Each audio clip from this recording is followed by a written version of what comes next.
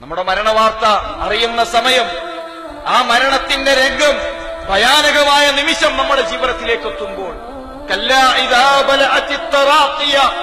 ആ റൂഹ് തൊണ്ടക്കുഴിയിലേക്ക് എത്തുന്ന നിമിഷം, നമ്മുടെ റൂഹിനെ പിടിക്കാൻ കറുകറുത്ത വിഗദ്ധമായ മാലാഖമാർ നമ്മുടെ റൂഹിനെ പിടിക്കാൻ വേണ്ടി കടന്നു വരുന്ന ദിവസം, ഒരു പേടിയുള്ള കാഴ്ച കണ്ടാൽ കണ്ണടച്ച സൗകര്യമാണ്, പിന്നെ അത് കാണൂല.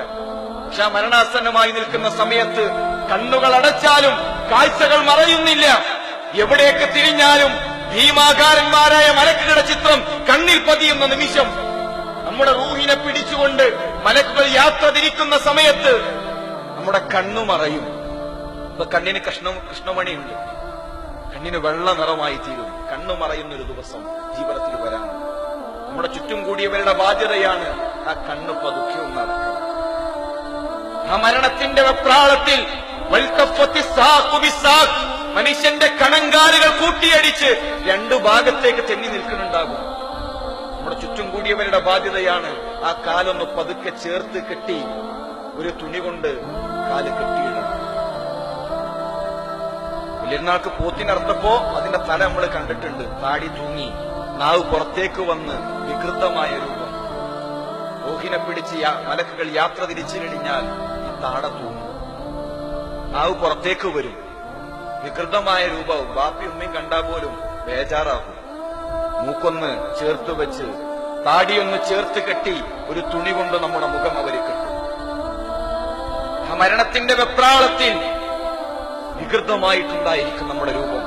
മലമൂത്ര വിസർജനം കിടന്ന ഭാഗത്ത് പോയിട്ടുണ്ടാകും. ഇതുവരെ നമ്മുടെ കൈകൊണ്ടാണ് നമ്മൾ മലമൂത്ര വിസർജനം വൃത്തിയാക്കിയത്. എന്നാൽ നമ്മുടെ പ്രിയപ്പെട്ടവർ അവരുടെ കൈകൾ കൊണ്ട് നമ്മുടെ മലമൂത്ര വിസർജനം വൃത്തിയാക്കും.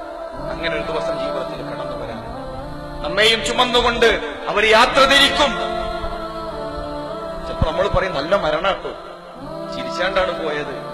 മയ്യത്തൊക്കെ കൊണ്ടുപോകുമ്പോൾ വളരെ വേഗത്തിൽ കൊണ്ടുപോയി. പക്ഷേ പ്രവാചകൻ സല്ലല്ലാഹു അലൈഹി വസല്ലം പറഞ്ഞൊരു രംഗമുണ്ട്.